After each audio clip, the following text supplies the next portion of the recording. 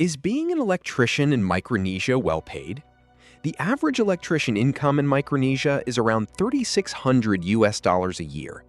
This average annual gross salary drops to $3,300 after tax, which leaves you with a take-home pay of about $275 each month.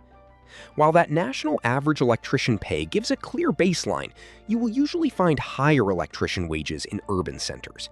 For example, living in Weno brings home $3,800 after tax, but higher cost of living in Weno often offsets that extra income.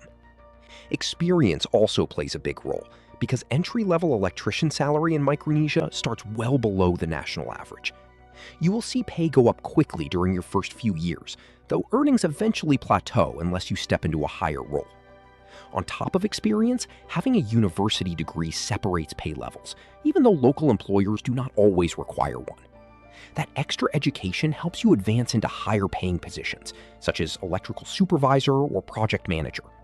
Finally, picking specializations like high voltage systems or industrial equipment adds up to even better money over time.